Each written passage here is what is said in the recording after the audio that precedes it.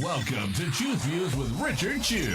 Get ready to dive into a world of insightful conversations and thought-provoking discussions. As progressives, our job is to have an all-inclusive, full-on assault with all of our players. A show that will focus on moving our political, social, economic, gender, and cultural conversation forward. And all of our players means all of our players. It's Choose Views. And now, here's your host, Richard Chew. Good Tuesday morning, progressives. Welcome to the January. Listen to me. Devin and I were just talking about it's February 4th, 2025 edition of Choose Views. 773-763-9278. Facebook Live, TuneIn Radio, YouTube, Twitter stream, and of course, iHeartRadio. You can email me, as always, at richard@wcpt820.com. It was great getting your text messages yesterday, particularly when we had Antonio Chacha, who spoke about some of the medical concerns with pharmaceuticals. I didn't get to all of them, so I tried to hit you guys back. But as always, catch all of our shows by subscribing to our WCPT podcast on Apple Podcasts or Spotify. There you can get Choose Views, short versions and long versions. Joan Esposito, live, local, and progressive. Driving It Home with Patty Vasquez. The Big Picture with Edwin Eisendrath, Out Chicago, and of course, our other wonderful shows and interviews. Check out our Heartland Signal platform. That's heartlandsignal.com to get all of our good digital stuff over there. And always, guys, stay tuned for the Stephanie Miller Show, my radio sister on the West Coast, Tom Hartman, the professor of everything progressive, and obviously Joan and Patty. All right, so we're going to dive right in. We've got two wonderful guests with us this morning. We have Holly Kim, who is running for treasurer up in Lake County, will be with us here in studio, talking about her efforts. And then we have Candace DeMatteis that'll be with us as well at the 7:30 hour. So we're kind of busy this morning. We got some great folks sitting in and calling in, and we look forward to having them with you. I've got Devin and I, some clips that Devin and I put together that you guys will definitely want to hear. Some short versions and some long versions of what our senators are doing with regard to these thieves in Washington. But before we get to that, I'll hit you with some quick Choose Views news. We'll come back and we'll talk about my observations in that space. But for now, the trade war rattles the markets, as we saw yesterday. Global stocks paired less than expected, and the losses were already there by midday as investors assess the potential impacts of newly announced tariffs on the economy, interest rates, and corporate profits. U.S. stocks opened lower as predicted, echoing falls in Europe and Asia, but recovered after Mexico's president said the U.S. agreed to delay levies on the country by a month. As a result, a gauge of the U.S. dollar declined after rallying earlier in the day. Shares of major auto giants remained under pressure amid supply chain concerns. I could spend a day talking about just that insanity, but we will talk about it in different ways. Tariff alarmed business leaders as well. Mexico's president, as you heard, is going to agree to the delayed tariffs, while businesses across North America were assessing the impact of the levies announced by Donald Trump on Saturday, as well as possible retaliation from Canada, Mexico, China, America's biggest trade partners. These are the areas that these tariffs can up in addition to the markets: energy, housing, auto, alcohol, just to name a few. All right, OpenAI introduces a new research agent. It's an artificial intelligence tool called Deep Research, designed to assist professionals with complex research tasks in fields like finance, science, and policy. Available with ChatGPT Pro for up to 100 queries per month for those who are into the OpenAI platform. The AI agent competes with similar services like many companies, for example, Google, which recently debuted a feature with the same name. So there you go, OpenAI fans. Why new cars could cost $3,000 more. Where is this coming from? Tariffs on Canada and Mexico could significantly disrupt North American automotive production, driving up prices and potentially causing shutdowns across the industry. About a quarter of the 16 million vehicles sold in the United States each year would be immediately impacted, along with parts and components in the $225 billion import market, according to Bloomberg. Analysts say the average price of a car could rise by $3,000, hindering affordability at a time when prices are already at record highs. Restaurant costs may rise again. It's not like I'm coming with gloom and doom, guys. I'm not. I'm just bringing you guys up to speed on some things. A slowdown in the rising cost of eating out could be about to end.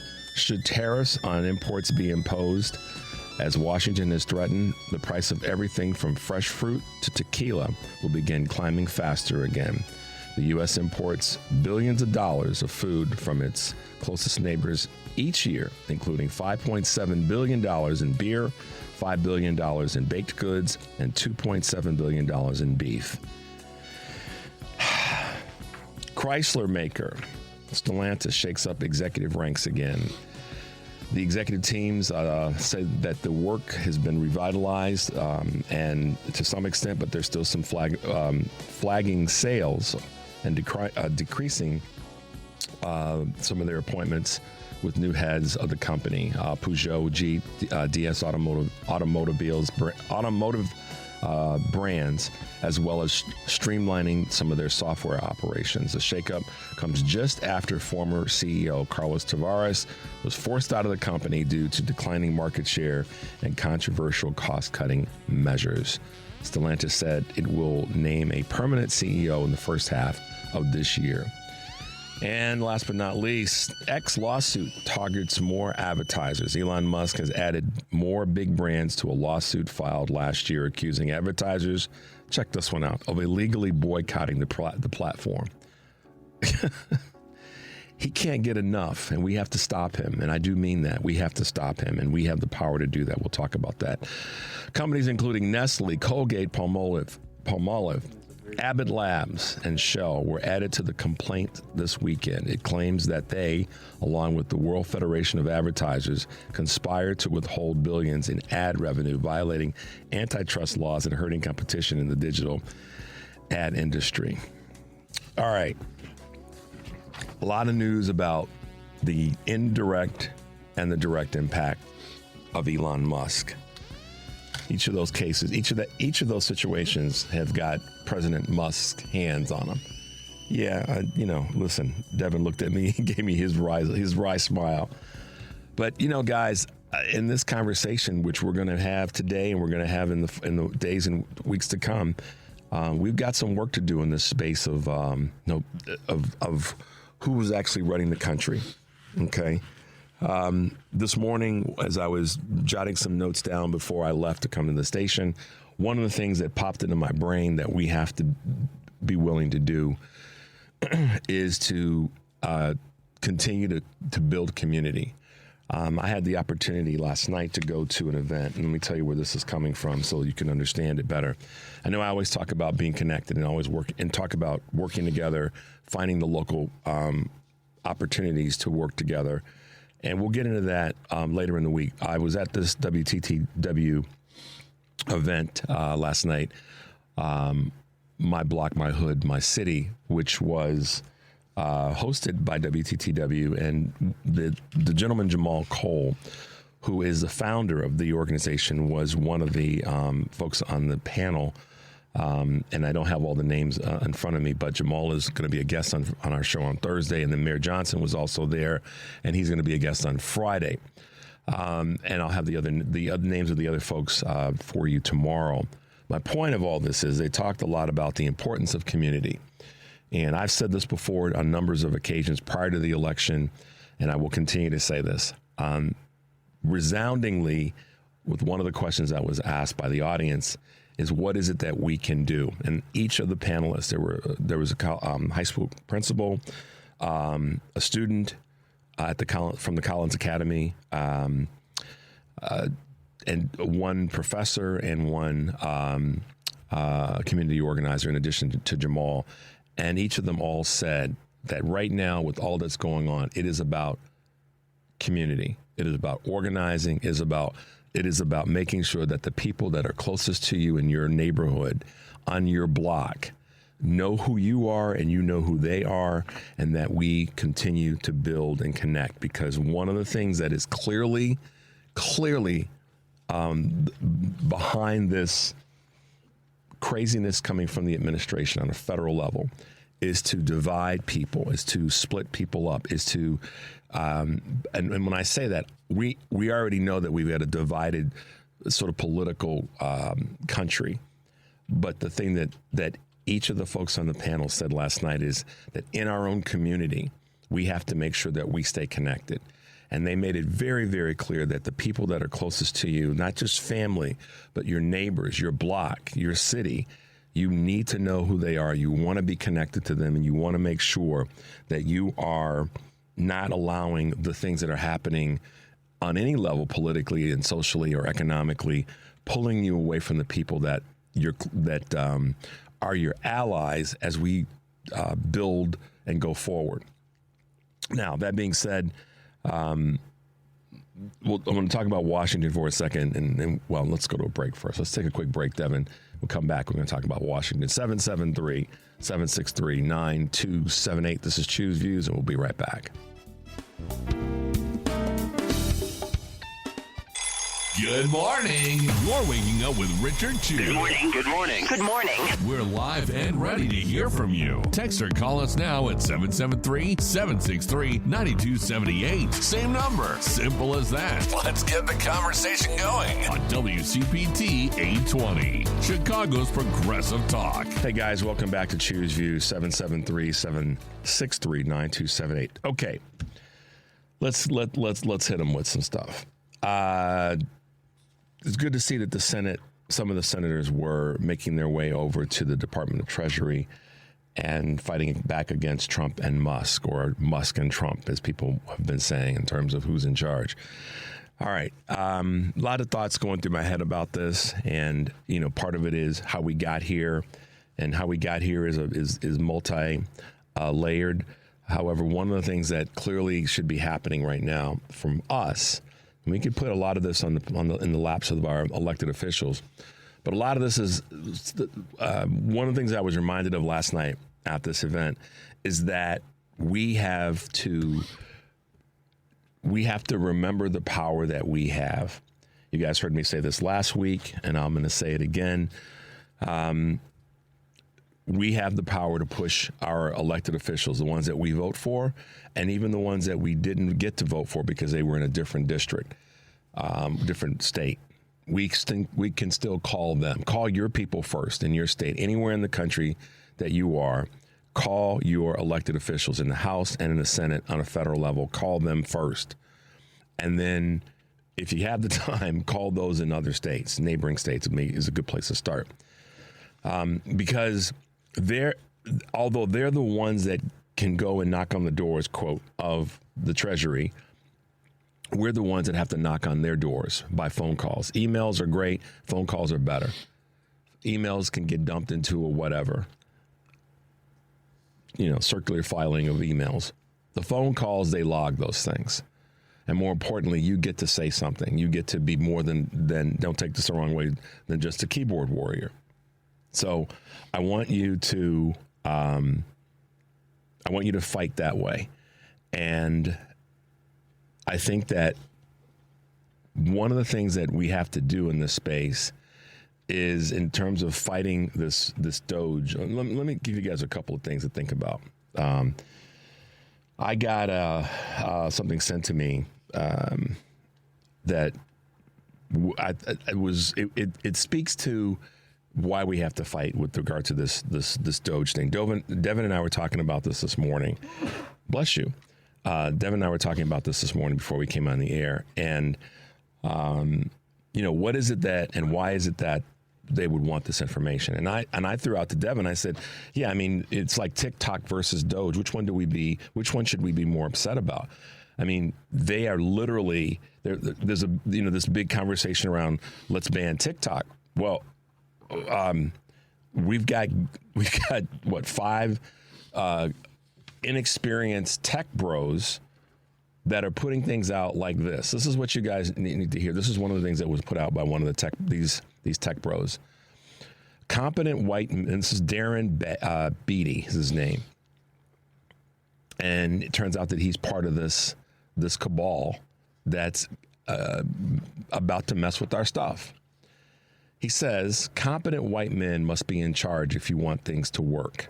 Unfortunately, our entire national ideology is predicated on coddling the feelings of women and minorities and demoralizing competent white men.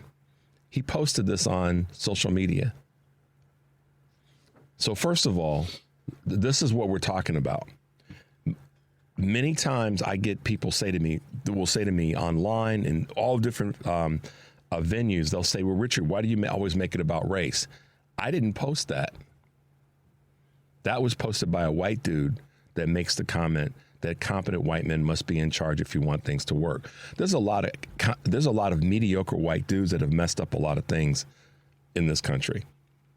That's not a racist statement. That's just a fact. I mean, let's look at the numbers. If we want to break it down and make it a database statement, you can just look at the numbers and go, there's a bunch of incompetent or mediocre white dudes that have messed up a lot of things in our country. It's not a racist statement, but it's a statement to say, let's look at the math. So if you want to have that conversation with me, anybody that's texting or online, let's have it. That's calling in, let's have it. I'm down with having that conversation. But this is the type of person that's going to have their hands in the cookie jars of our treasury. And so we have to call our elected officials in the House and in the Senate. And you have to maybe step across the line a little bit and contact some of the, I mean, I would be flooding Mike Johnson. I made my calls. I sent some emails yesterday. I did a little bit of both. But I'm telling you, call Mike Johnson's office until your phone is broken. Bother the hell out of him about why Congress. See, Congress in the First Amendment, the First Amendment speaks to what Congress's responsibility is. And so Democrats and Republicans that are elected to the House of Representatives and Congress has more power than the president does. Part of their job is to regulate what the president does do. Let's stop forgetting civics for a moment. Okay? Let's stop forgetting civics for a moment. And remember that Congress has the power of the purse. Congress has the power to regulate the president's activity. So we start with contacting two people in the House of Representatives. And those folks are Mike Johnson and Hakeem Jeffries. And let them know. Be damned if the person on the phone says you're not from their district. That doesn't matter. They're the two highest ranking per party members of the House of Representatives. We get to call their offices and say what we need to say. So don't let somebody try to play you off like, well, you're not from Mike Johnson's district, doesn't matter. Or you're not from Hakeem, doesn't matter. They need to hear from all of us that we can't have these young. Take this the right way. This is a cultural statement, but I'm going to make it because it's relevant to where we are. We don't need to have these young little quote unquote nappy head boys. And that's a cultural statement, but it pans over all of our little young boys. These young little Doge boys tinkering around with our financial information. We don't need that. It has to stop. And Congress has the power to stop them. This is what people have forgotten. Just because Donald Trump is bending over to the barrel for Elon Musk's $200+ million to help get him elected, he's not the one that has the power, y'all. You got to understand this. This is not a partisan issue. This is a bipartisan issue. For MAGA, let me help you understand something. Many times the MAGA folks, the folks on the right, the GOP, whatever we're going to call them, because they're all the same now. They are. If you're Mitt Romney and you aren't standing up 24/7, you're part of MAGA. If you're Lisa Murkowski and you're not standing up 24/7, you're part of MAGA. It's just that you don't get to be frustrated and disappointed and highly disappointed any longer. Do something, doggone it. So, to that end, we have the power to regulate what Donald Trump is doing because it's not a partisan issue. We've elected these people, and the folks that are part of MAGA, that are regular everyday voters, you allowed this to happen. And those who didn't vote allowed this to happen. And you don't get the comfort or the luxury of sitting back and not taking action because you think that whatever these Doge boys are doing are going to do with regard to our treasury, that suddenly, they're not going to come after my stuff. You don't know that. So because of the fact that, because you don't know that, the luxury or the privilege of not doing something about it, you don't have that. So what am I saying here? We have to make the effort. We have to do the work, guys. We can be upset with Congress all we want, and I am. But at the same time, I can't be upset if I don't do something. And the number one easiest thing I can do is pick up the phone and call Johnson's office and Jeffrey's office and tell them, y'all need to bring these boys in. I mean, that has to happen. And I know that the Department of Treasury is federal property from everything that I know about locale, but the mayor of Washington, D.C. May have some purview here, may have some standing. If these guys actually remove any tangible information from the Department of Treasury and then they exit the building, I'm speaking very literally for a reason. Because we're talking, people are like, what do we do? What do we do?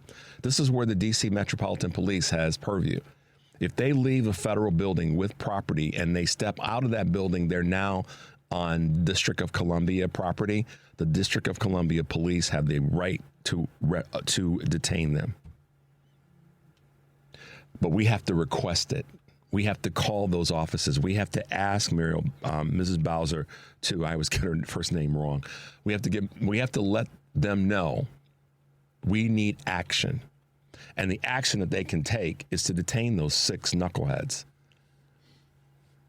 I'm being serious, y'all. I truly am being serious and not being hyperbolic. We have to use those tools. We have to use those tools. And our tool, again, and this is what I go back to last night's event, it was about community organizers doing the thing to make sure that people in the community are fighting together, not against each other, because they're trying to divide us. They're trying to divide those of us that are on our team. Can't let that happen. We have to stay at arms locked like folks walking across the Edmund Pettus Bridge. And I'm happy to see that some of the members of the Senate did make their way over to protest. And I'm happy to see that they're fighting back against Musk and Trump. We have to stay strong in this space. And I want to read part of what was said at the podium by Representative Jamie Raskin. Elon Musk, you did not create USAID. The United States Congress did for the American people. And just like Elon Musk did not create USAID, he doesn't have the power to destroy it. And he's going to and who's going to stop him? We are. We are going to stop him, Elon Musk. You may have illegally seized power over the financial payment systems of the United States Department of Treasury, but you don't control the money of the American people. The United States Congress does that. Article 1 of the Constitution. And just like the president who was elected to something cannot impound the money of the people, we don't have a fourth branch of government called Elon Musk. And that's going to become very clear. This illegal, unconstitutional interference with congressional power is threatening lives all over the world. I'm hearing from my constituents who work for USAID and USAID contractors in Maryland, in Washington, all over the world. And they're telling us that this is a killer in terms of their cutoff of HIV and AIDS preemption. The number that I heard is somewhere in the range of 26 million people. It's a killer in terms of anti-malarial education. It's a killer in terms of all the efforts to shut down global viruses. Now, I don't know what Elon Musk said, what his said intentions are. I don't know what Elon Musk's motivations are. I don't know what his purposes are. but they've got nothing to do with what has been lawfully adopted by the people of the United States of America through Congress, through the Congress of the United States. We are going to defend USAID all the way. We're going to take a quick break. When we come back, we'll get some of your calls. The number is 773-763-9278. This is Choose Views, and we'll be right back. It's Choose Views with Richard Chu on WCPT 820, where facts matter. Hey, guys, welcome back to Choose Views. Thanks for being with us this morning. 773-763-9278. Today from 2 to 5, Joan Esposito will be joined by Joel Ostrow, professor of political science at Benedictine University, and Wisconsin State Senator Kelda Roys, plus Mark Jacob and Jennifer Schulze will talk media for the final hour of the show, live, local, and progressive, weekdays 2 to 5 p.m., WCPT. And tonight, 5 to 7, Patty Vasquez will be here with Berwin Adler, Alicia, what's that? Wait a minute. Berwin Adler, Alicia Maria Ruiz. There we go. Had to get that right. Who is a candidate for Berwyn mayor. Patty will also have the latest in Wisconsin politics, driving it home with Patty Vasquez, 5 to 7 p.m. Central. And, of course, Wednesday, tomorrow, Choose Views will be celebrating 1 year on the air. And we thought it would be fun to do an interview to mark the occasion. Not the kind of interview I do every day on this show where I ask the questions, but an interview where you ask me the questions and I provide the answers. So, starting last Friday, running through tomorrow and maybe through the end of this week, I'm inviting you to submit a question to me to answer in a video recording that we'll put online and play on the air later in February. Ask me about anything, my background, my personal history, my philosophy on life, my fondest memories, my favorite movies or music, my thoughts about a historical or current event, most memorable moments of hosting Choose Views, whatever you have on your mind. To submit a question, text us at 773-763-9278 or email me at richard@wcpt820.com. I have gotten some of your emails and looking forward to kind of pulling that all together. And, of course, make your way over to heartlandsignal.com. And, of course, if you're listening live, weekdays 2 to 5 at 8:20 a.m. or on TuneIn from heartlandsignal.com. You can also tell Alexa to play WCPT from TuneIn. So there you go, guys. All right, let's grab a couple of quick calls, Devin. Let's go to Jim here in Chicago. Good morning, Jim. Welcome to the show. Good morning, Rich. You've got to realize the Republicans will tell us what's legal and what's illegal. They're going to try. Trump is a criminally insane person, and the Republicans know he's criminally insane.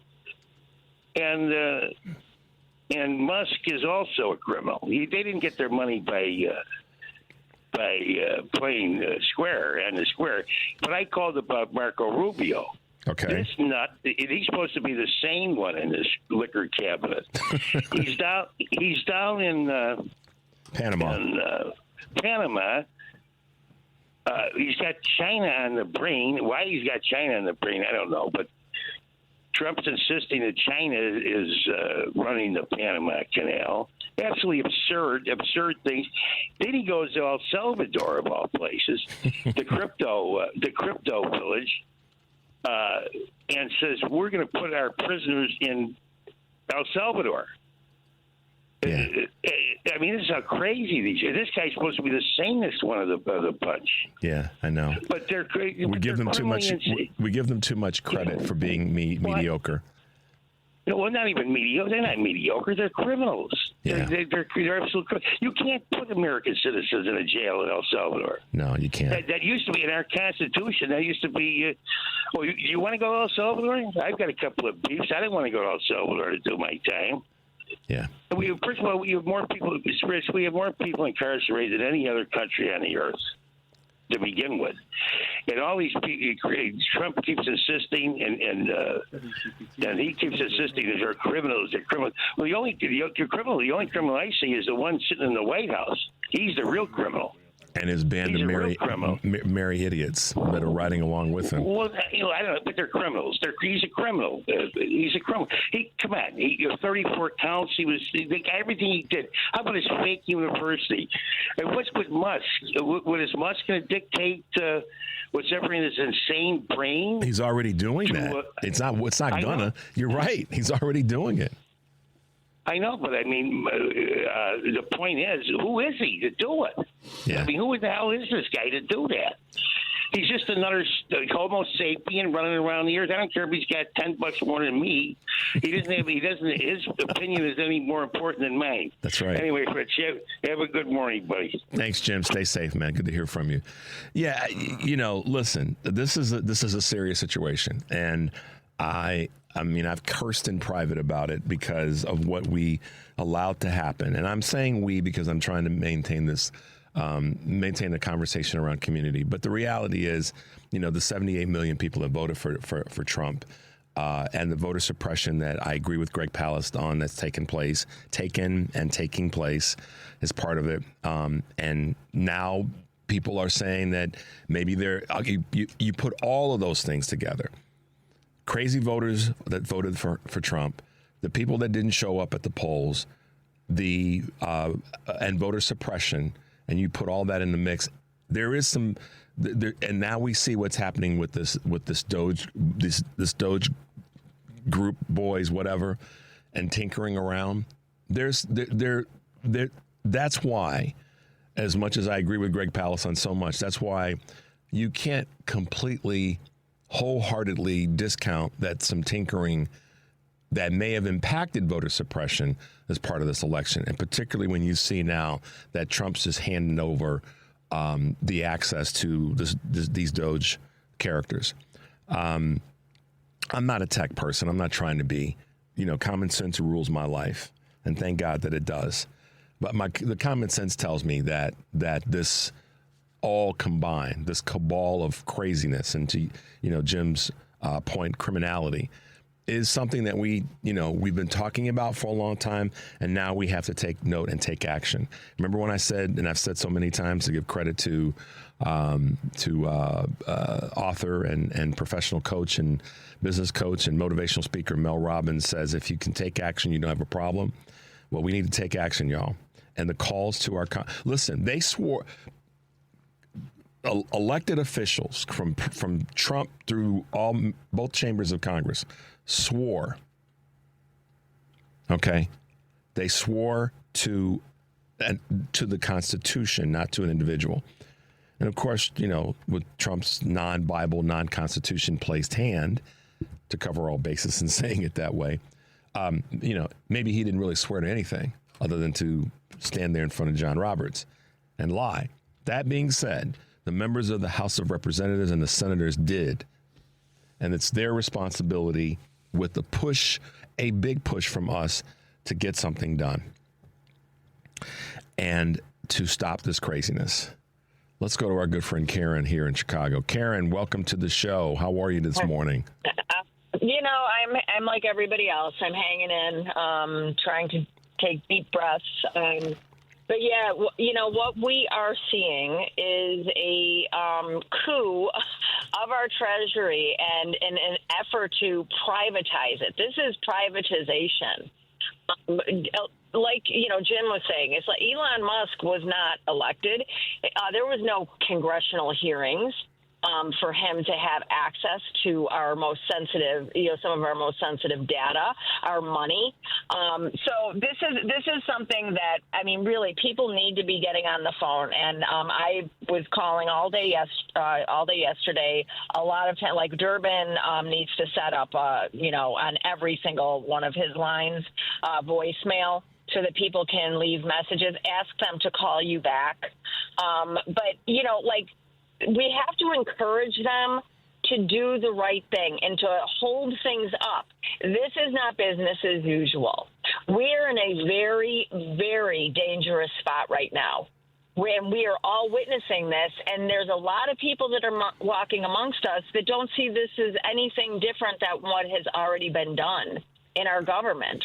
And that is the part that worries me the most. So we really do need to appeal to our elected officials on their idiotic behalves to let them know that we are watching. We are all out here watching, and we need people to mobilize and get together and do what they did at the USAID office. Get to the Treasury tomorrow. For anybody listening, there is going to be, this is put out by Indivisible, at 230 South Dearborn Street in Chicago tomorrow at noon. Yeah. There will be a protest. So, and then I know that there's been stuff going around the internet, 50 protests and 50 state capitals. And that is also going on tomorrow. Yeah. People are a little leery of that one because we don't know who's organizing it necessarily, but we really do need to start fighting. I heard a comment a few weeks ago from Malcolm Nance, who you guys have all followed. He's been on Stephanie Miller's show. He's been on he's written a bunch of books. He's been on MSNBC, and he said something that I listened to. I heard it, and I said, okay, I'm going to take that and set it aside for a moment. I agree with a lot of what Malcolm says, but I also have to, like anybody, including myself, measure it against, okay. And he said that taking to the streets to protest is exactly what the Trump administration wants because they want to be able to enact martial law. Okay. That's, and he said in part that may not be the best strategy. Well, I'm not fully in agreement with that because what that means then is that people then don't take action with one of the most important things that we can do. See, we have state. Yes. This is what we have to remember, guys. We have state powers. In other words, the federal government has to, for lack of better words, they kind of got to get permission to come into a particular state. And I'm saying this very loosely, guys. Very loosely. When we have the National Guard, that's enacted by the governor who is the CEO of a given state. Okay. So federal troops have got to be very careful and they're just marching into a particular state when protests take place. Now, going to Washington, even protesting in the District of Columbia, that's not federal property. Right. The buildings are, but the literal land is not. From everything that I know about how the District of Columbia is set up, which is why there's such an issue back and forth about D.C. getting statehood. But that's for another day. All I'm trying to say, to partner up with what you just said, Karen, about being active, we don't have the luxury. I've been saying this for months. Before the election, I'm saying it now. We don't have the luxury to sit back and not be action-oriented, y'all. We just don't. Yeah. We have to take action.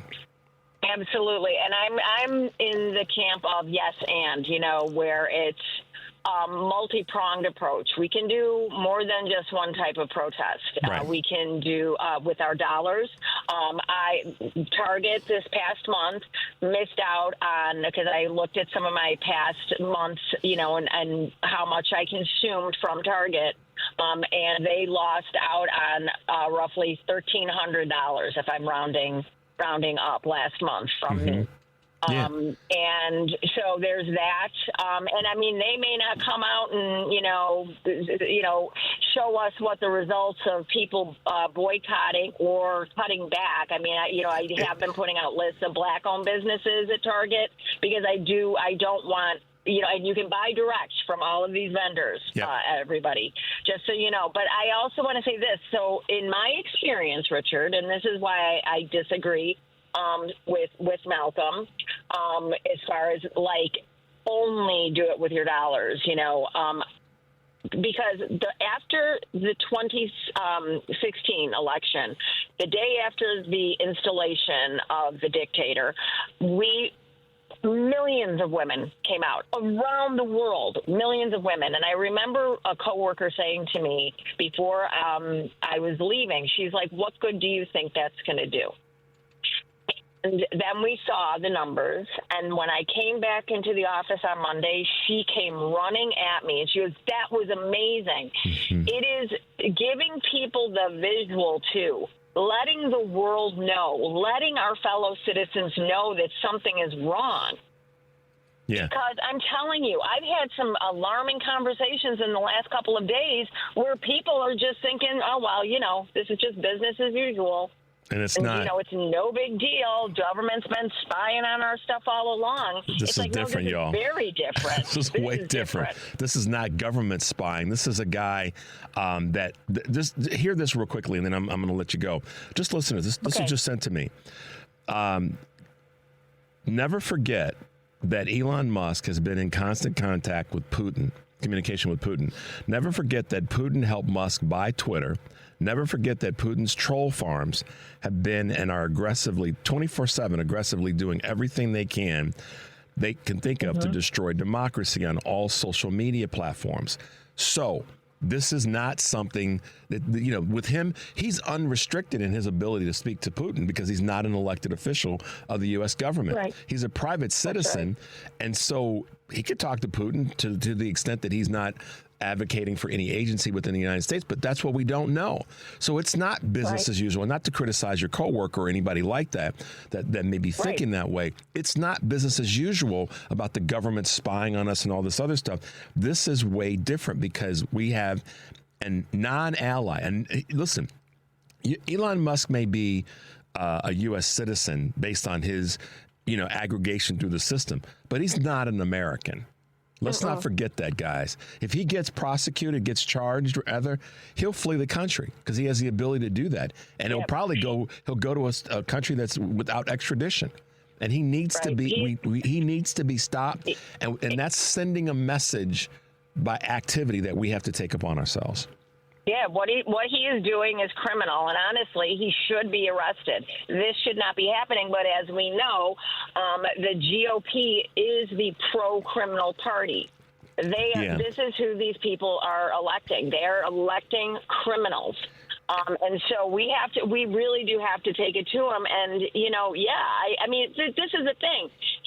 I do believe, don't you have to register as a foreign agent? Mike Flynn certainly didn't. But again, this is the criminality part that Jim talked about. And speaking of Republicans voting for and supporting criminals, did you guys see that Susan Collins says that after extensive review or consideration or whatever, she's now going to go ahead and vote for Tulsi Gabbard?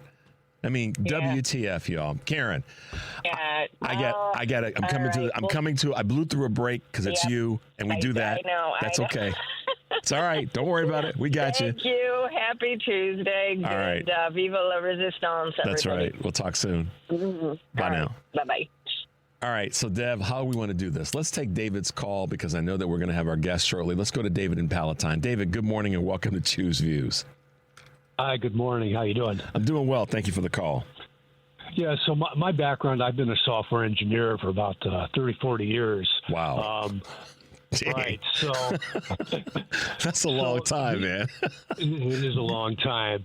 So people ought to be concerned that there are these 6 individuals, their ages from 19 to 24 that Musk has. They're all their background is in artificial intelligence. They're all geniuses, a lot smarter than me, and they now have access to the government computer systems at the Treasury, but they also have access to the source code. And once they have access to the source code, I'm sure that they're not playing checkers there. They can modify the code, inject viruses.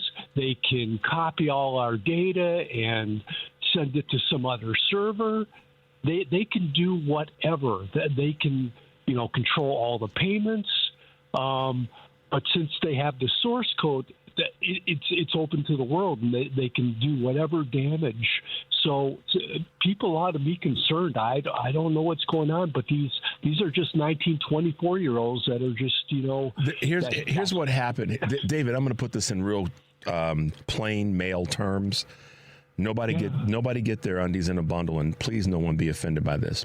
What's happened is their genius, that part of their brain is doing whatever it's doing to give you to your acknowledgement of that.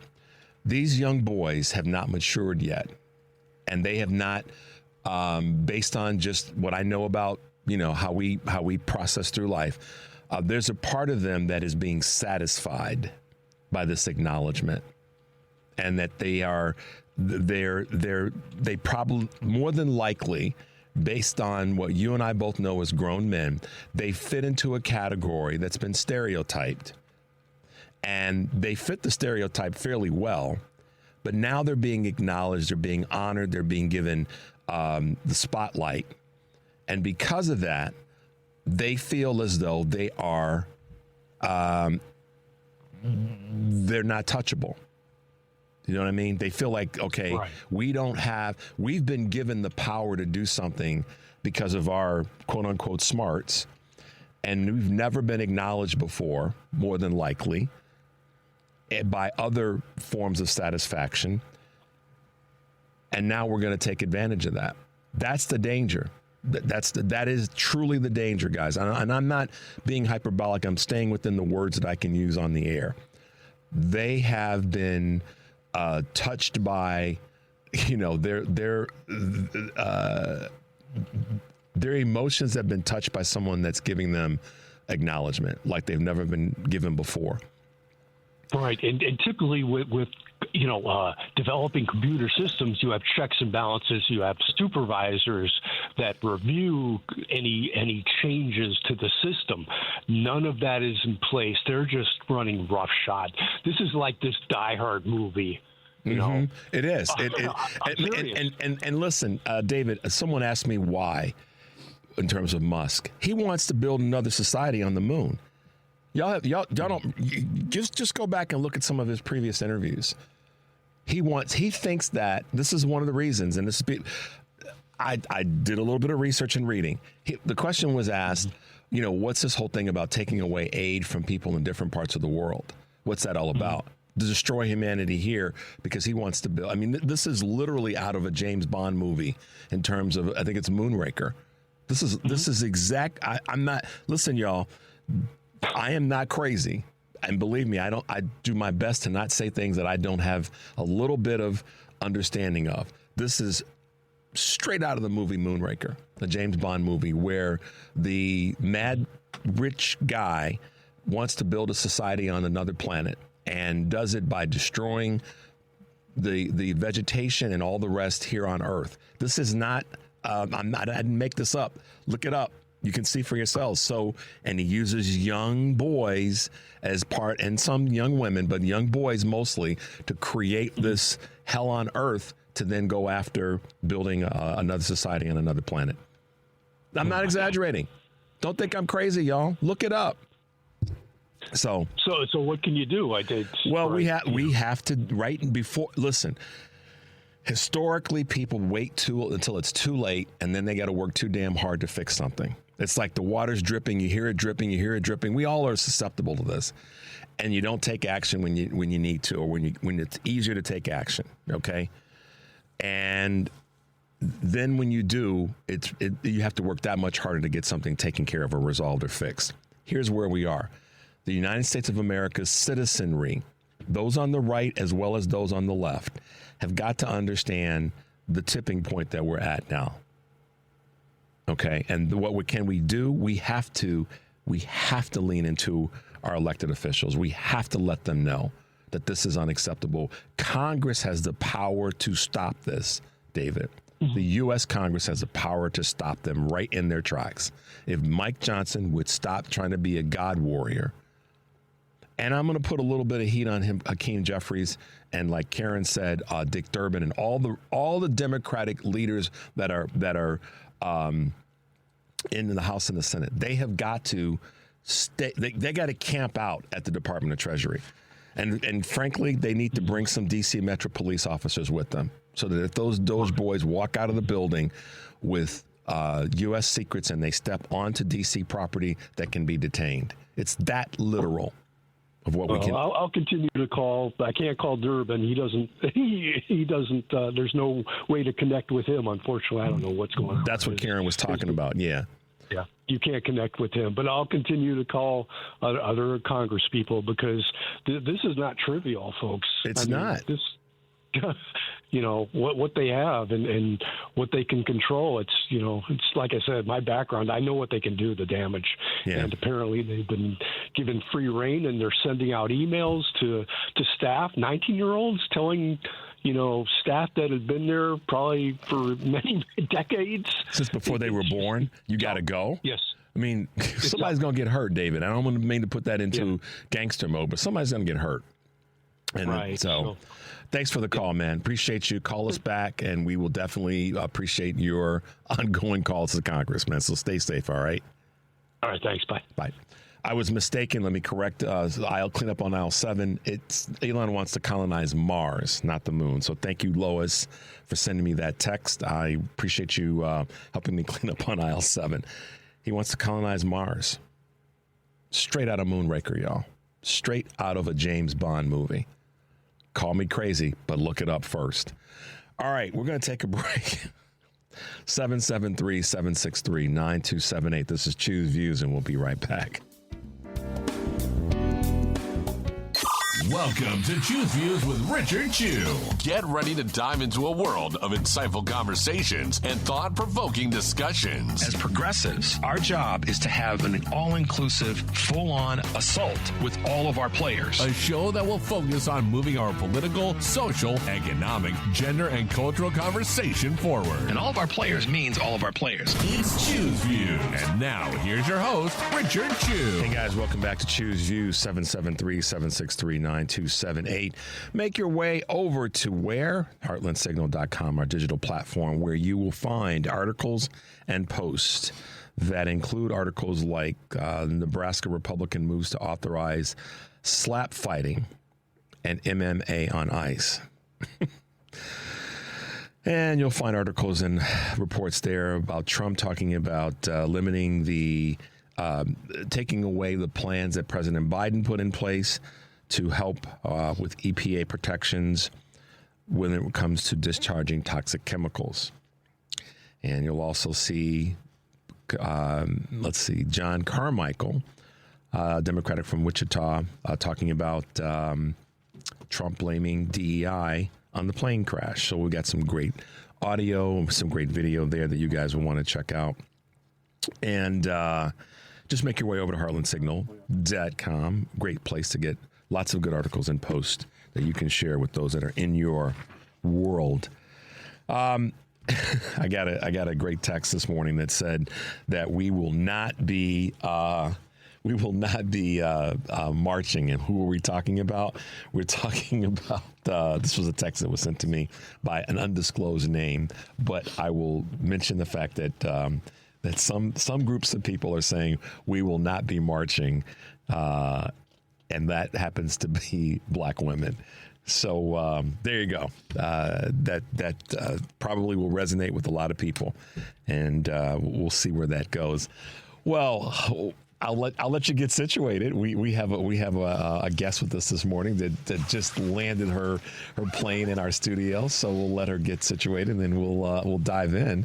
No need to get situated. We just roll in. You just roll in hot and ready to get us. Welcome to the show, Holly Kim. Thanks for having me here. Glad you made it. Yeah, me too. What'd you do? Turn left rather than turn right? Yeah, no.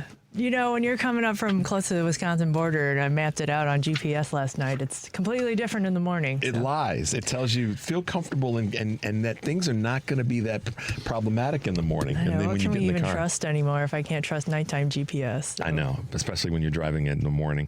Good morning and welcome, Holly Kim, to Choose Views and WCPT. Glad you're with us this morning. Thank you. What's going on in your world? What's happening? Are you busy doing anything important as treasurer up there in Lake County? So, first of all, shout out to Treasurer of Cook County, Maria Pappas. Right on. Evergreen diva. There's so much going on. A lot of revolution. As you know, federally, everything's a little crazy. And by the way, well, I don't want to say this shit because I'm going to use this for another time. I'm sorry, Holly. I apologize. You said something and my brain just went.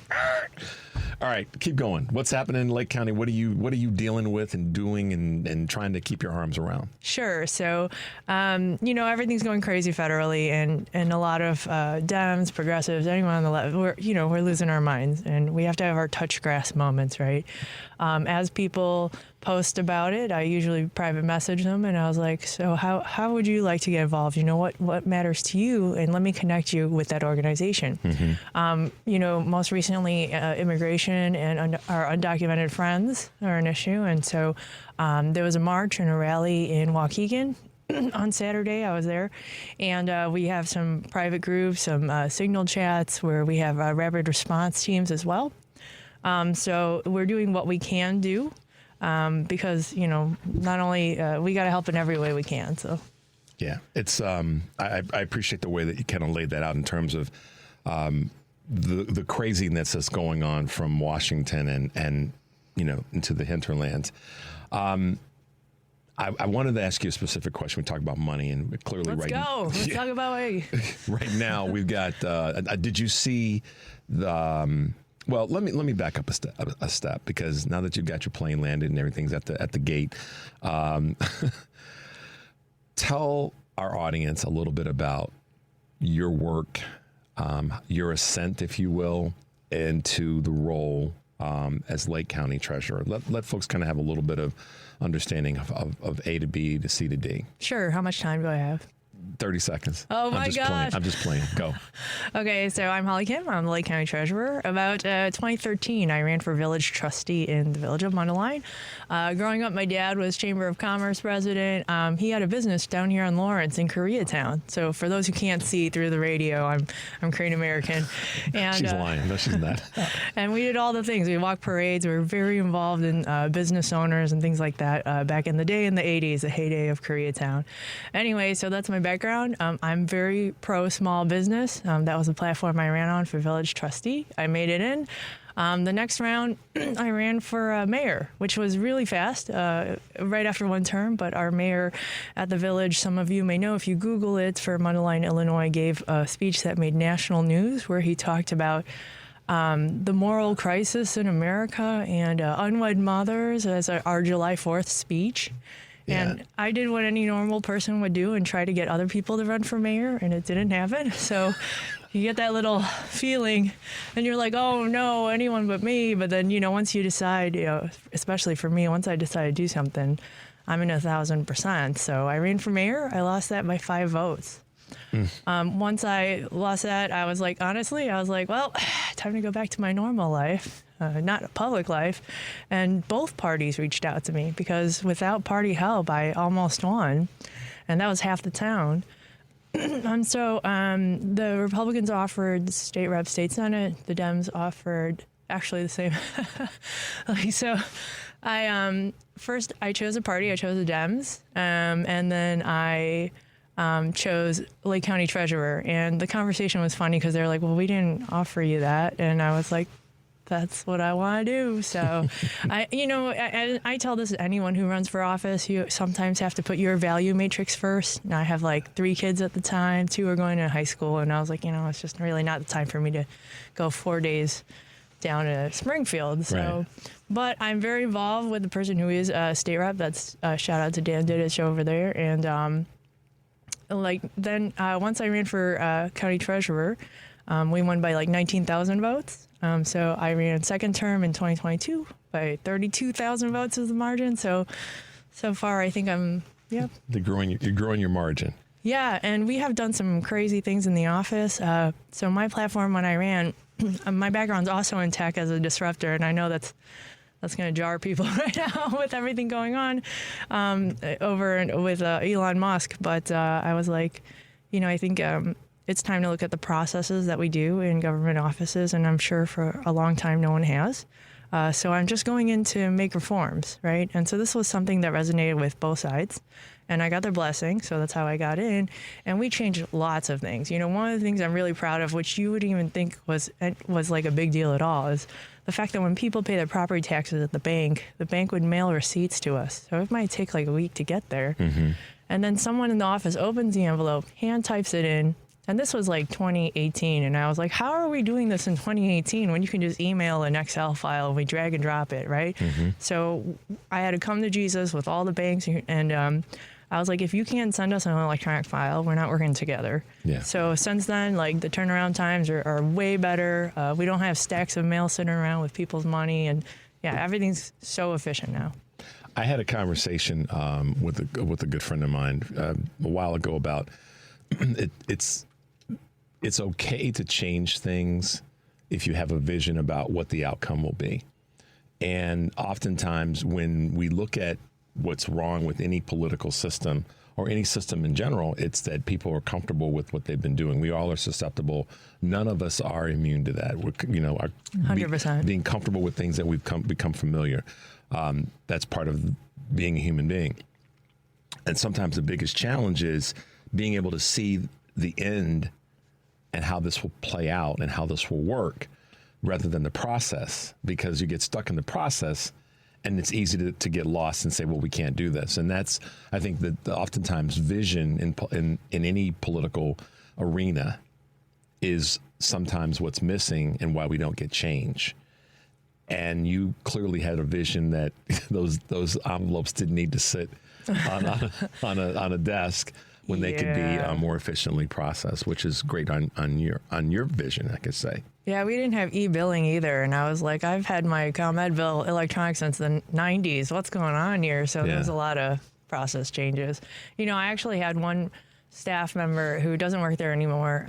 When I was saying we need to be out there in the community so we could talk to people about their tax bill so they could understand what all these numbers are, and she goes, that's not your job. And I was like, oh my gosh, first of all, I would never say that to my boss. But then secondly, I said, well, this is what we ran on and I'm here. So I guess it is my job. Yeah.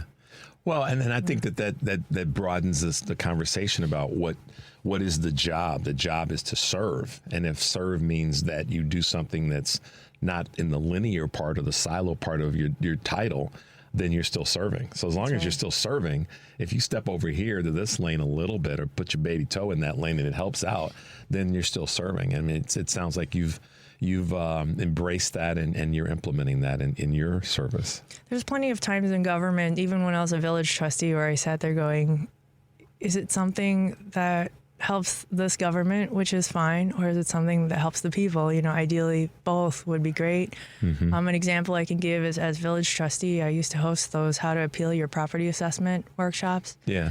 And I got pulled in the principal's office by the administrator one time going, Holly, if people appeal, we'll get less property taxes. And I go, my understanding, and I'm new to government, what do I know, right? And I'm like, my understanding is that you only get granted this reduction if it was, what is it called? Like proved, right? Yeah, it has to be legitimized. So if it was legitimate and it was lowered, that means they deserve it, right? So why would we be against telling people to just try? Anyway, it was that moment where I was like, wait, am I here for this government entity or am I here for the people? So it's always still been for the people, rah rah. So well, the answer, to your point, the answer is both. You're there for both. I mean, that's right. the one facilitates the other, and one is designed to serve first, which is the government entity, to serve the people. Yes. And the people then provide support and guidance and re-elections to people that get things done, as you have. So keeping it local for a second, I had an opportunity last night to go to a WTTTW event that was really remarkable. There's a young man, his name is Jamal Colin. He'll be on the show on Thursday. He's a founder of My Block, My Hood, My City. He's somebody that you should put in your network of folks, because one of the things that he talked about is the importance of community and the importance of empowering those in the community to do things that make the community stronger and not waiting for any entity. That. So I want to make sure I connect the two of you. Sure. Because he would be a great person for you to have as an ally in the work that you're doing in Lake County, even though he's here in the city of Chicago, because he talks about, these are my words, but the layering process, the domino, he actually said the domino effect. Because if the two of us are neighbors and we get something done, and then somebody around us sees that, then they hopefully would be inspired to do something as well. So I think he'd be a good ally for you in terms of, doing the local work and vice versa. Grassroots is where it's at. Yeah, and they talked about that in large measure last night. Mayor Johnson was there, and the whole panel was really about the importance of local and local and organization. So that long-winded predicate is to ask you a question about local organizations. Sure. What are you doing? What are you visioning? What are you thinking about with regard to the government's interaction with local organizations to help strengthen what you guys are doing in Lake County? So I can't speak for all governments, but as far as in my experience, so let's see, all the local entities. So I live in the village of Mundelein. I'm very involved there. Even though I didn't win mayor there, and they're probably like, man, when will you go away? But I just don't. Jokingly, I say politically, we have an underground chicken mafia because many of the candidates that I help run for office are people who are friendly to backyard chickens. So, everyone's got their one issue, and that's mine. And this reaches all across Lake County. From people like in Fox Lake, the mayor and the trustees there support chickens. Round Lake, we've got so all over. But that being said, so that was a tangent because the undiagnosed ADHD. But so we have, which we all have. Oh yeah, thank you TikTok for bringing awareness to my self-diagnosis. It explains so much. So in Mundelein, we have our little microcosm of not only small business owners. We have on Facebook, we started a Somos Mundelein. So for our Latino residents to be involved and know what's going on in terms of events, but school, and even all the Know Your Rights seminars that are happening right now. In terms of Waukegan, I'm very involved there because that's where the office is. So if there's events there, I'm aware, like the rally that happened over the weekend. The township locally does a lot in the community, and I'm part of their coalition to reduce recidivism. So there's a lot of little plugins, a lot of ones I'm not mentioning, but there's.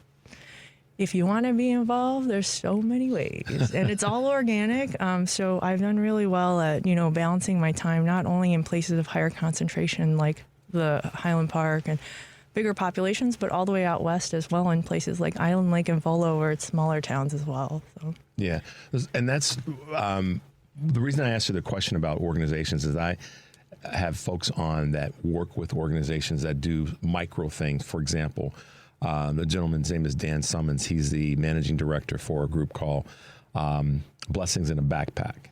And they make sure that kids have food on the weekends and support, their not being hungry. And those organizations, and I'm sure that there are things that you guys do on a local level to interact from the government, the elected official, a part of this, to those organizations. What are some of the things that you have I'll call it the vision down the road that you want to be doing to have more outreach to those types of groups? First and foremost, I think the layer we had to break, especially with elected officials, even in their official capacity, is that it's okay to be on social media. And it's okay to be out there in the public, right? People have historically told me that the treasurer's office, you guys just collect property taxes. You're not supposed to be out there doing this. And I was like, well, that was done. And if we're going to be where the people are, honestly, it's not, just being hauled up in the office. If we got to go to the churches, the community organizations, the food pantries, and be out there, because these are actually, these are homeowners that pay property taxes, and they're all really having a hard time right now. One of the things that I actually post about on my campaign side, we have reoccurring sale things. So one time it was about chicken breast. Now it's about eggs. In the past, it was about butter. And those who are newer to my page will be like, what is this? But people who've been there for a decade know, we know where the deals are. And we tell each other, right? Because money is related to everything, including how much buying power you have, how you provide food for your family, and then honestly, how much you can save so you could donate to local causes is all related. So I do have this vision where Lake County is way, way, way more united than we've ever been in the past. And if I have to be the glue that binds it together by throwing my body out there to be at your events in person so I understand your issues, then I'm going to do it. Because honestly, that's why I took this job. I don't know if I was too idealistic, but I'm actually kind of surprised this isn't how like every elected official is, because I thought that's how it was when I first came in the arena, right? Seeing my dad as Chamber of Commerce president, all the meetings, all the being at every ribbon cutting, and being in the community, walking every parade, I thought this is what you're supposed to do. So it is interesting when I do meet other electeds who try to quote unquote give me advice and tell me to go to less things. I'm like, okay. Thank you so much for your valuable wisdom, and I appreciate this meeting. Well, that's one of the reasons that I mentioned Jamal is because he talked about this last night, and the panel did as well. One of the questions from the last question from the audience, it was a writing question, so it was read by one of the moderators, and that question was, what can we do as a society, as citizens, to help you guys? And they were talking about the 6 folks on the panel, from Mayor Johnson to Jamal Cole, and there was a teacher there, a principal, a student, and a sociologist. And they all kind of said the same thing, which is a part of what you just said, is to be out in the community and to be out and looking for ways to help, looking for ways to get involved. And I like what you said about, if people are homeowners, they're paying taxes, so that they deserve to have our involvement in the events that they've got going on. So it's not just transactional. They pay taxes, we process and move on. It's about being involved in the things that they do. So let me ask you this. I'm just going to put an asterisk and say technically renters also pay taxes. That's right. So a little shout out to the renters. Renters do too, proportionate to the rent that they pay. That's right. Yes, thank you for clarifying that. So here's a question that I want to ask you as we kind of wrap up. There are other county treasurers in Illinois, most certainly, and there are other county officials. But let's just talk about treasurers, because that's the role that you're in. How, if at all, are you interacting with them to kind of web us together and strengthen the financial part of the state? Because if one county is succeeding and one is failing, then that's not good for the county that's succeeding, because inevitably there's going to be some crossover. So what if anything are you doing, or what are your thoughts about what you would like to see happen when it comes to treasurer to treasurer to treasurer? Does that make sense? Yeah. So first off, my meeting all the county treasurers was kind of like in a hand slap way. I ran a legislation to lower the penalties for mobile homeowners when they pay late. And they're like, you didn't ask our permission. And I was like, I didn't even know you guys existed. And I was like, so I made it optional, right? And it passed. So Lake County is actually one of the only counties where mobile homeowners, it used to be that 200% of their bill became like the late fee, and they could just never unbury themselves. But we changed that in Lake County. Anyway, all that to say, that's how it started, completely rocky. But I have attended every single Illinois County Treasurers Association meeting. I have done speaking, like where we present on our portfolio and our amazing interests and how we mixed it so that it does better, and that extra money funds other things. And so we do like that knowledge sharing. Since then, I've picked up some advocacy for them, like to go lobby in Springfield, because the pay discrepancy among treasurers, like you could have a state's attorney in a small county making $110,000 and the treasurer there makes $40,000, right? So I've picked up their advocacy, and so we have actually a great working relationship all across the aisle and all different flavors. But when we get together, we literally talk about offices and best practices. So I appreciate that about the County Treasurers Association. Shout out to them. Who's the head of that? This year it is Ashley Gott. And she is located where? Which county? I forget his county, but he's a great guy. He's a great guy. Got it. So vision. What are your plans, thoughts for 2025, and then what do you see as one of your big? I want to check that box and know that we got that done this year in Lake County. Well, 2025 is the municipals come up in April 1st. I don't know if it's the same here in the city as it is in the suburbs, but April 1st up there for us. So definitely putting in more people who want backyard chickens. So there's that in the municipals. But I'm stacking the bench because we need more talent. We need more young people.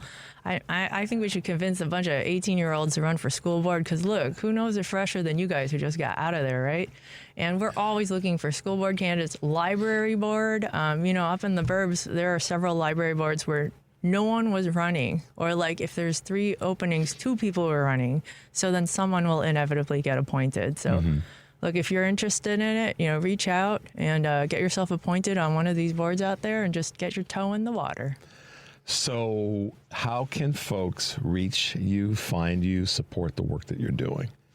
So if you Google me, I'm available in all avenues on the internet. I'm on TikTok, I'm on Instagram, I'm on Facebook with several different accounts. You message it, it all goes to me. This is probably some kind of disorder, but I'm plugged into the internet as a human being, 24 hours a day. So reach out and we'll get you connected somewhere, whether it's a local group where you can get active or even an appointed role somewhere. Absolutely. Holly, you landed the plane. You got it parked at the gate. It's great to have you with us this morning. And as I said, I've been saying for the longest time, making sure that we are working with local officials, local organizations, because that's a foundation for us to kind of fix things on a bigger, broader level nationally. So thanks for being on Choose Views this morning. No problem. My pleasure to be here. All right. We're going to go to a quick break. The number is 773-763-9278. This is Choose Views. We'll be right back.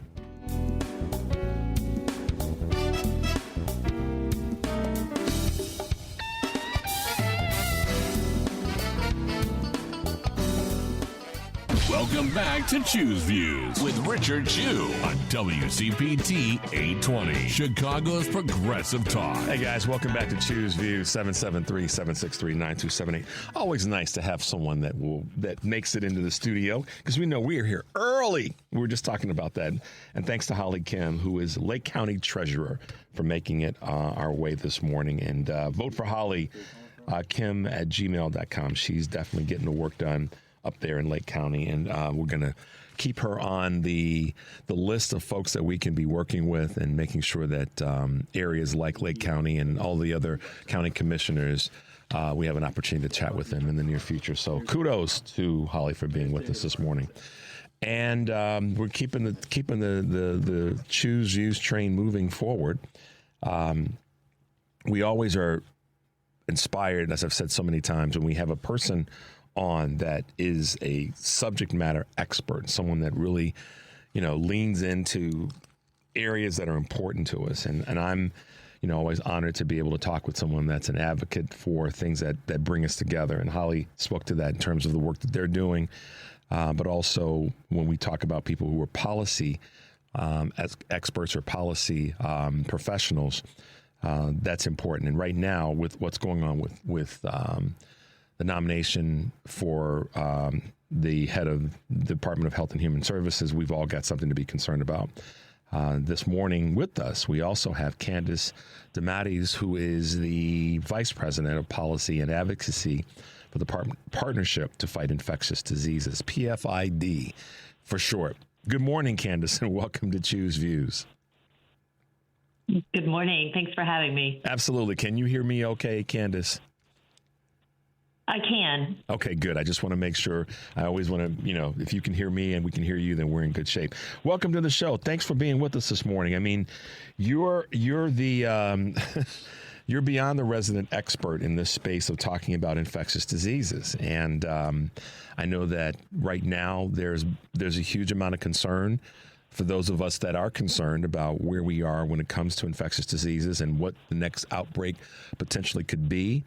But take a moment, if you can, before we dive too much into policy conversation, and talk a little bit about your background and how you got to the point where you're, one of the leaders of an extraordinarily important infectious diseases organization.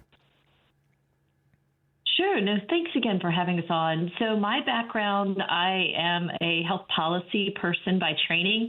I have a mathematics degree and then went to law school, which is an odd combination, but I dig into the statistics and the data. I am a bit of a geek that way. I self-acknowledged. And then I went to the University of North Carolina School of Public Health and really fell in love with health policy. And, it drives so much of what, who we are and how we feel and how we're able to, get done what we need to get done every day. And then also huge implications for the country as a whole. So it's an exciting field to work in, and that's what drew me to it.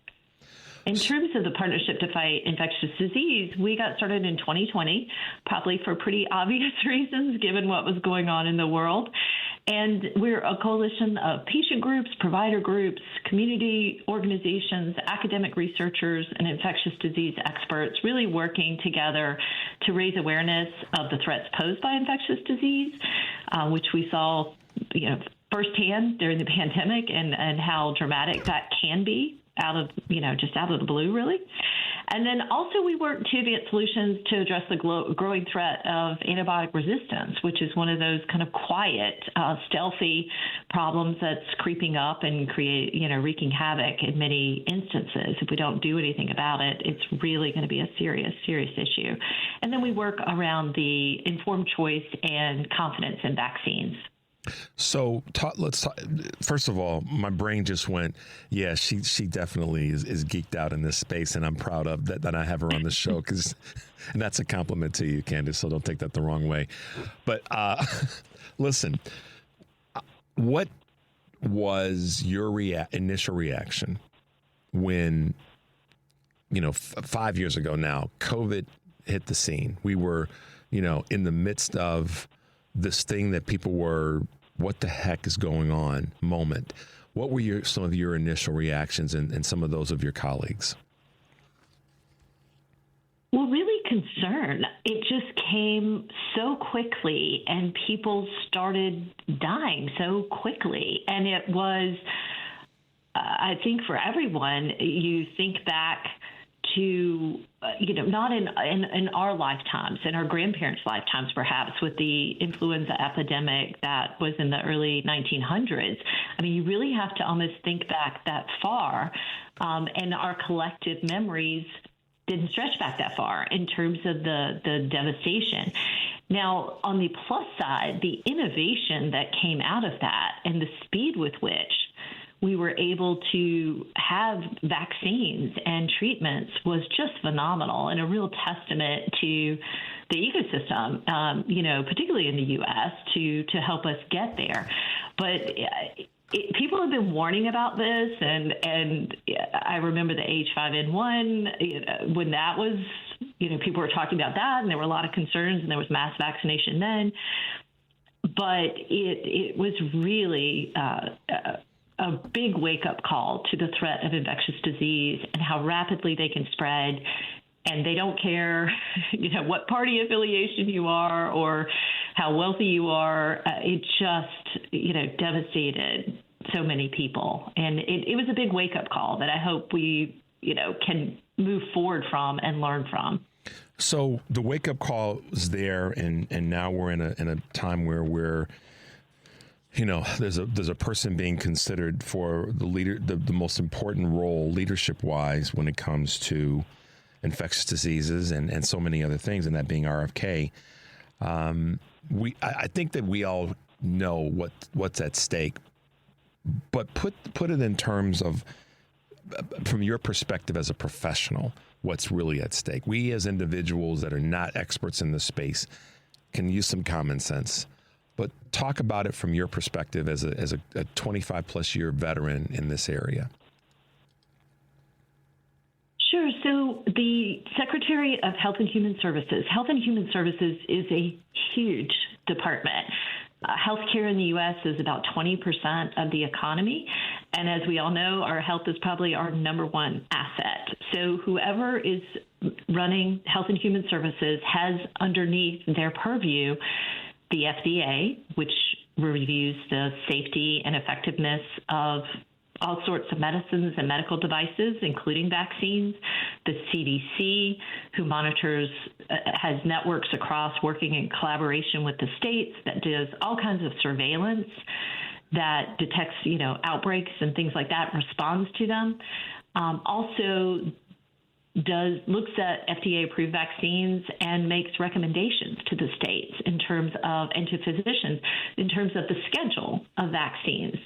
So are you, at risk for pneumonia and you're over, 50, 60 years old? They're the ones that help to decide those recommendations in conjunction with a group of independent experts. You've got the NIH that does a lot. They are the envy of the world in many ways in terms of the extensive R&D that we do in this country, and NIH is a huge part of that. All of those agencies, and then, you also have the Centers for Medicare and Medicaid Services that cover about half of Americans in terms of Medicare for their health insurance or Medicaid for their health insurance, the Children's Health Insurance Program. So you can see these agencies really have a lot of influence around healthcare access, healthcare policy, and the direction that we go as a country. So the person who is leading that wields a great deal of power in terms of the policies going forward. How many people, not so much how many people, but maybe a slightly different question. The power that office has, the power that department has, is not just inside of our borders. It's a global power because, once again, as the United States goes, so many other parts of the world go. What are you seeing in terms of polling from regular, everyday Americans as it relates to what should be priorities of the FDA, what should be priorities of our, most powerful agency in this area of health?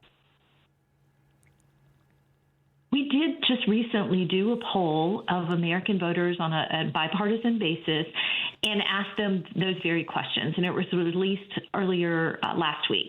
And one was, we asked about how high of a priority do you think it should be for the U.S. to ensure that FDA-approved vaccines are widely available to all Americans. And to your point, there's also global implications because the vaccines and medicines that we develop here are also used by other people in other countries. And almost 3 out of 4 people polled said it should be a priority. We also asked about concerns about the declining vaccination rates among children in the U.S., and the vast majority of American voters are concerned about that. We also asked about, in terms of how much, how important is it for the U.S. to maintain its leadership in the development of vaccines? And most people, a vast majority, said yes, we should absolutely maintain that leadership. All of those, the availability of vaccines, our leadership in the development of vaccines, recommendations, concerns about childhood vaccines, all of those can be greatly influenced by the Department of Health and Human Services and the leader of it. So Americans are, expressing those concerns in polls, vast majorities of them, and the whoever is leading that office can really shape whether we do fulfill those promises or not. So information, trust, and clarity are 3 words that come to mind when you talk about the importance of the department. What are you seeing? And when you've got this kind of voter response, that's not partisan, what are you seeing is the cause or causes, Candace, for such a problem with information, with trust, and with clarity?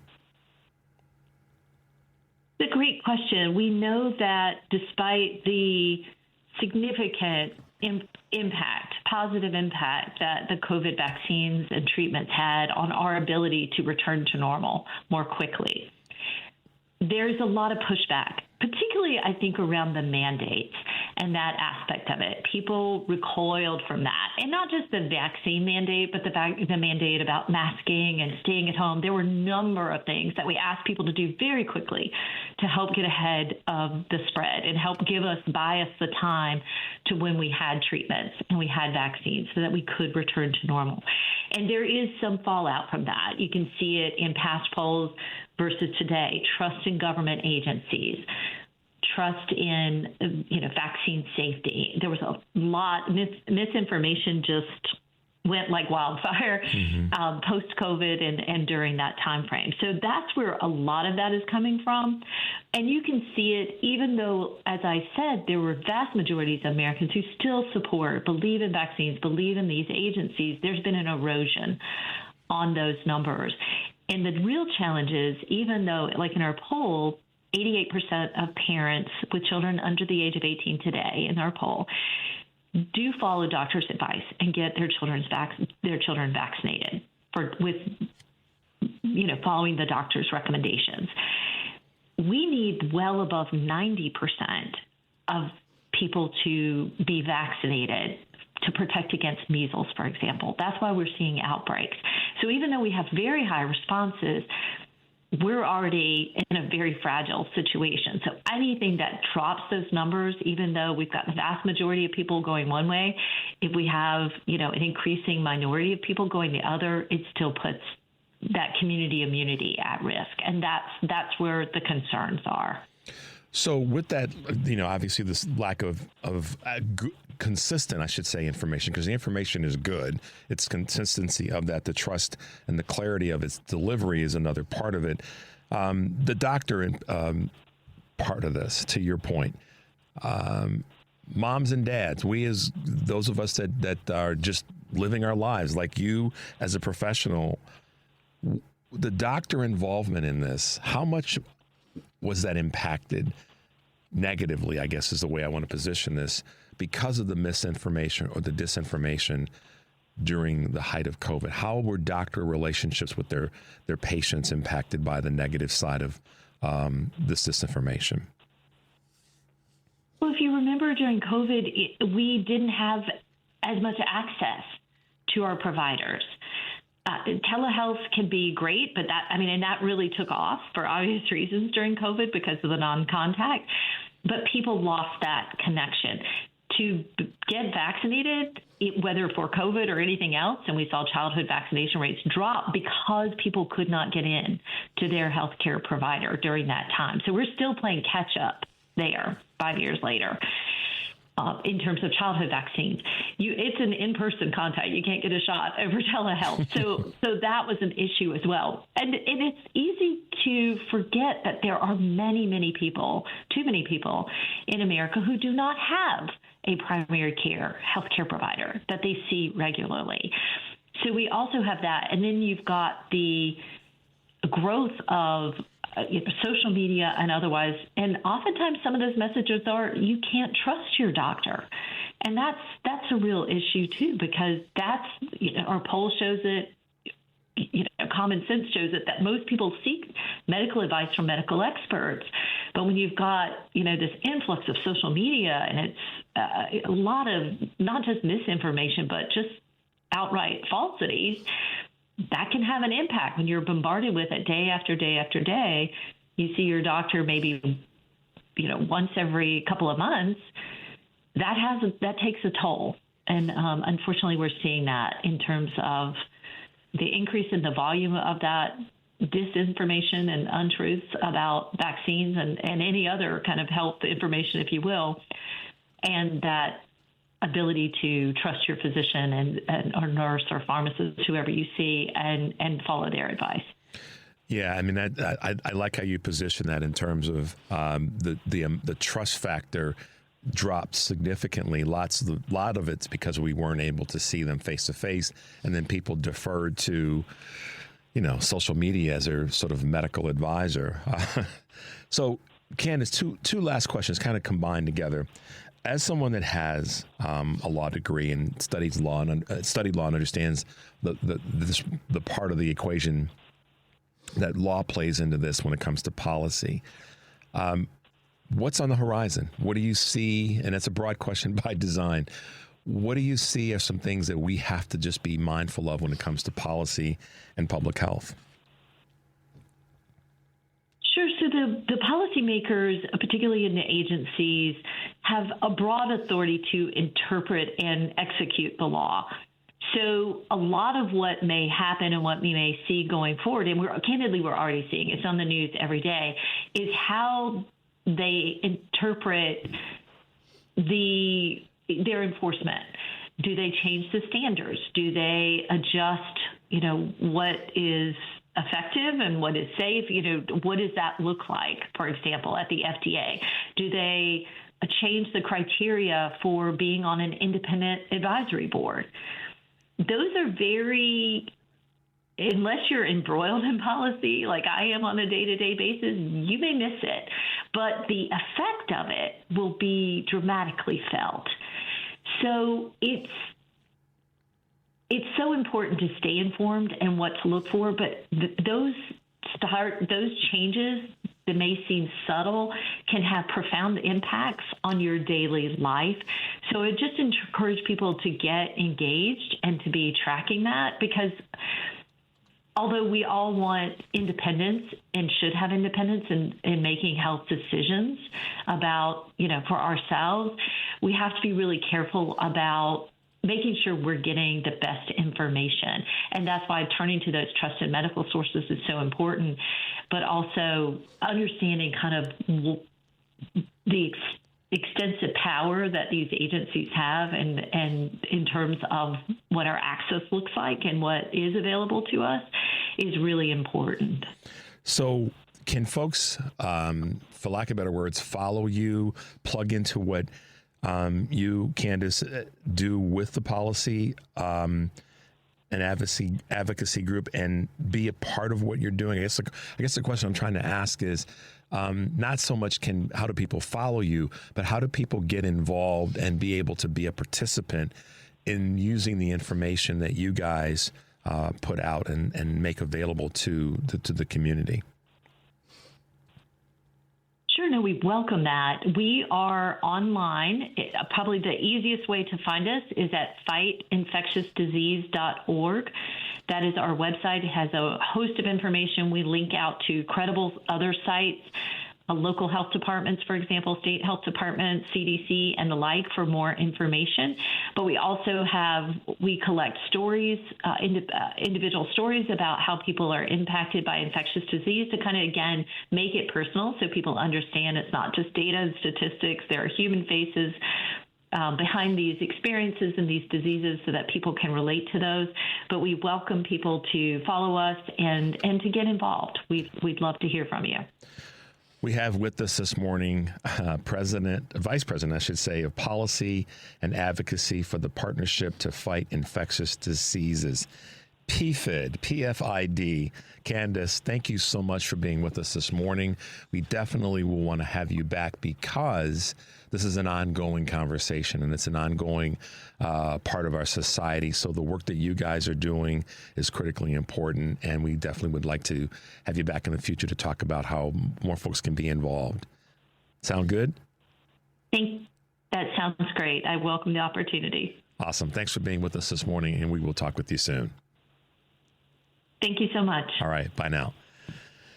There you go. I mean, she makes it very plain, guys. There's a lot of information that's out there that we need to be leaning into, and folks like her and their organization really have tapped into not only creating, doing the research, I should say, but providing information that people can tap into and learn more and get clarity and have some trust in what's actually out there. So check out Candace at the PFID. It's PFID is the abbreviation, but she's the Vice President of Policy and Advocacy for the Partnership to Fight Infectious Diseases. It's a long one, so I had to take my time and get that right.